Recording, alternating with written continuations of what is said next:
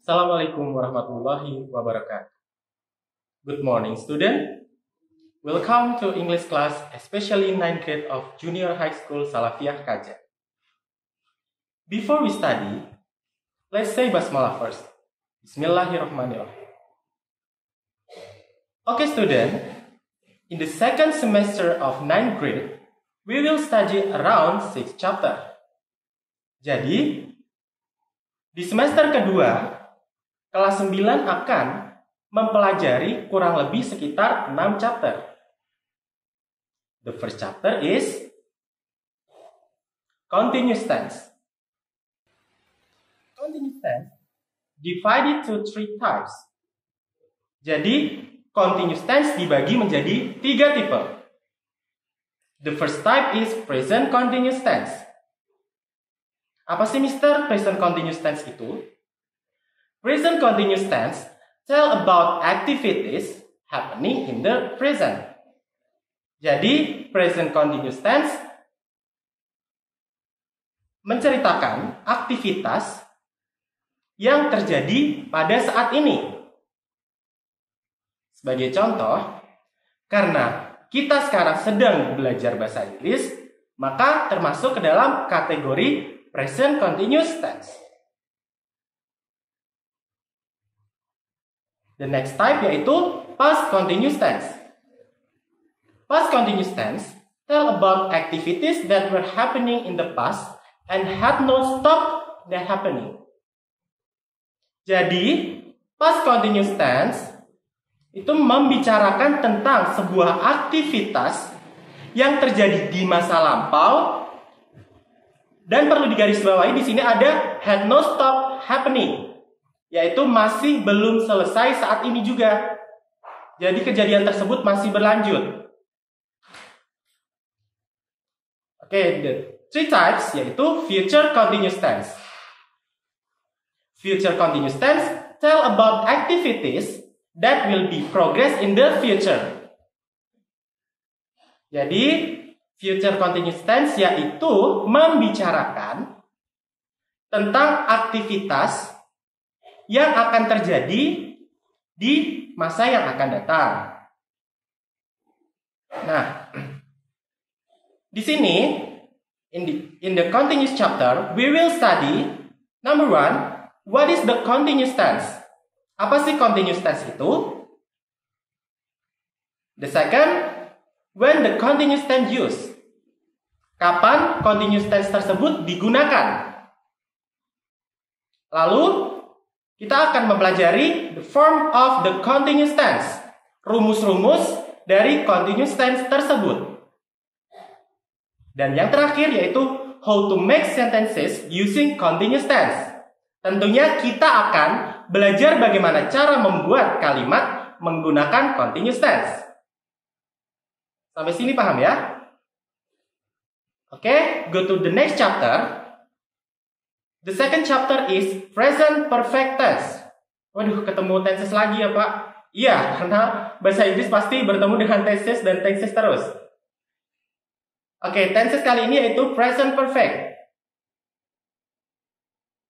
Apa sih present perfect itu? Present perfect tense talk about the activity had stopped happening. Jadi, present perfect tense yaitu membicarakan atau menceritakan tentang aktivitas yang sudah terjadi. Misalnya tadi ibu kalian sudah ke pasar. Kejadian tersebut kan sudah terjadi. Berarti masuknya ke present perfect tense. Oke, masih sama dengan continuous tense. In the present perfect tense chapter, we will study what is the what is the present perfect tense. Apa itu present perfect tense? Kemudian, when the present perfect tense used, kapan present perfect tense tersebut digunakan? Lalu, bagaimana saja rumusnya atau form of the present perfect tense? Dan yang terakhir yaitu how to make sentences using present perfect tense. Bagaimana cara membuat sebuah kalimat menggunakan present perfect tense. Oke, sampai sini paham ya? Kemudian, kita akan menuju ke chapter naratif. Narrative text yaitu tells a story to entertain the reader. Narrative text yaitu menceritakan sebuah kisah, atau bisa kisah, bisa legenda, yang tujuannya untuk menghibur para pembaca. Narrative usually consists on 3 parts. Jadi di sini naratif memiliki 3 bagian. The first part is orientation. Orientation tells about the character and the setting included time or place. Jadi part yang pertama itu orientasi yang menceritakan tentang sebuah karakter atau karakter dari cerita di teks naratif, termasuk juga latar tempat dan latar waktu, juga suasana yang terjadi. Kemudian part kedua yaitu complication. Complication tell about activities that arise from a problem or crisis. Jadi complication di sini adalah munculnya sebuah konflik yang terjadi pada cerita di teks naratif tersebut dan menceritakan seluk-beluk cerita tersebut. Oke, paham ya? Jadi setelah adanya konflik, kemudian kita menuju ke part ketiga yaitu resolution. Resolution tells how the problem is resolved and the ending of the story, a happy or sad ending. Nah, resolution di sini menceritakan atau membicarakan bagaimana sih masalah tersebut diselesaikan dan juga ending of the story. Apa itu ending of the story? Akhir dari sebuah cerita. That is a happy ending like Odette or Lancelot, or sad ending like Romeo and Juliet. Okay, understand ya? The learning objective of this chapter or this narrative chapter is we will study how to identify the social function of narrative text. Jadi kita akan belajar bagaimana apa fungsinya dari teks naratif tersebut. Kemudian yang kedua, how to identify the structure of the narrative text. Kita juga akan mempelajari susunan-susunan yang ada di teks naratif.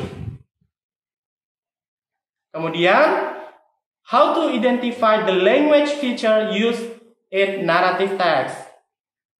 Nah, yang terakhir ini, bagaimana cara mengidentifikasi bahasa apa yang digunakan atau tenses apa yang digunakan pada teks naratif tersebut.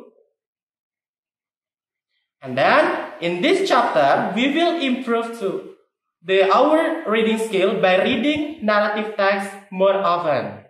Jadi di sini nanti Bapak dan Ibu guru akan membantu murid-murid untuk mengimprove atau meningkatkan skill membaca dengan cara kita akan lebih membaca dengan sering teks naratif tersebut. Oke, paham ya? Kemudian go to the next chapter is passive voice. Apa sih Pak passive voice itu?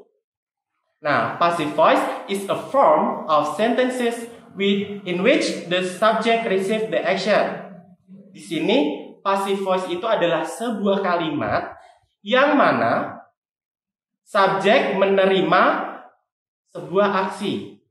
Sebuah aksi itu adalah sebagai contoh bukan subjek melakukan sesuatu, tapi sesuatu dilakukan oleh subjek.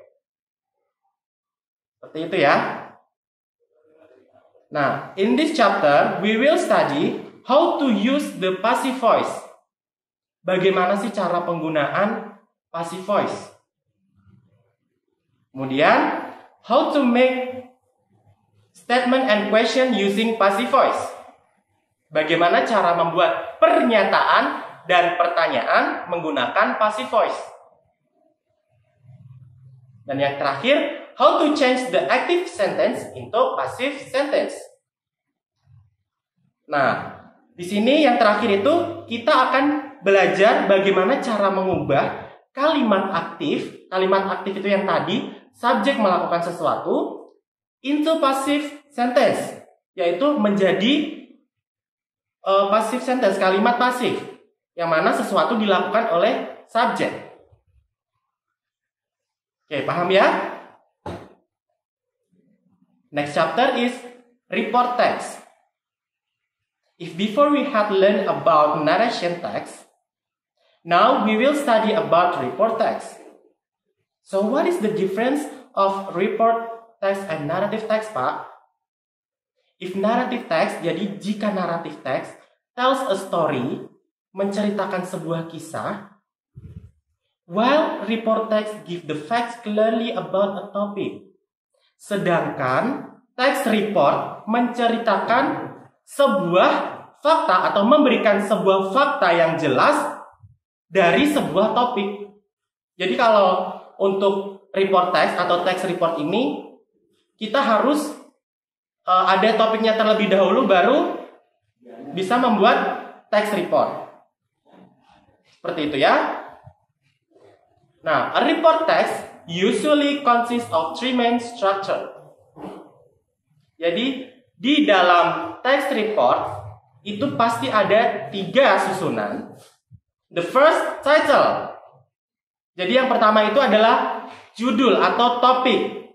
Topik yang ada pada text report. Kemudian general classification.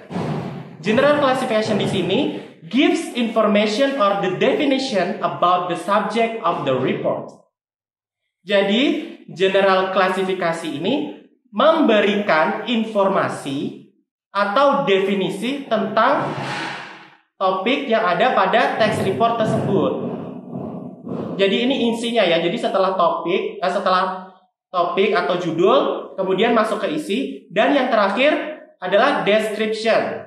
Description ini lebih ke menyeluruh, yaitu menceritakan isinya lebih lanjut. Oke, seperti itu ya.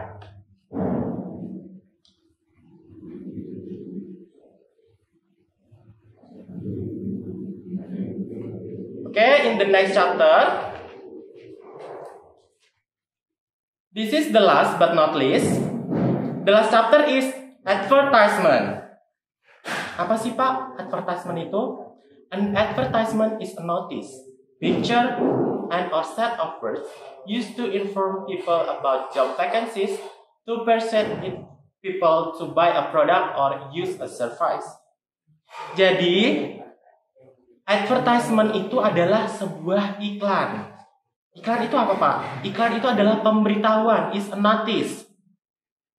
Iklan itu adalah pemberitahuan yang berisi gambar atau serangkaian kata untuk menginformasikan kepada seseorang about job vacancies, tentang lowongan pekerjaan, or to persuade people to buy a product or use a service, atau untuk mempengaruhi seseorang untuk membeli sebuah produk atau menggunakan sebuah jasa. Seperti itu ya. In this chapter, we will study how to understand the details and the feature of a product or service. Jadi, di sini kita akan belajar bagaimana sih cara memahami apa saja yang ada di dalam iklan tersebut, termasuk dari detail, feature, kemudian isi dari produk dan jasa yang ditawarkan. Seperti itu ya. And then usually the teacher will give the advertisement and the student identify it.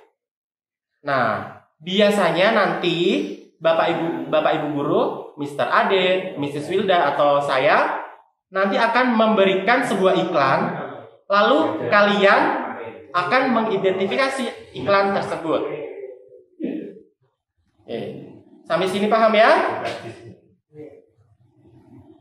Okay, student. I think enough for today. I apologize if there is a mistake in delivery. And don't worry, jangan khawatir. I don't give you an assignment. Saya tidak akan memberikan kalian tugas. So enjoy your holiday. Stay at home. Keep clean because the COVID-19 still alive. See you. Bye bye. Wabillahi taufiq wal hidayah. Wassalamualaikum warahmatullahi wabarakatuh.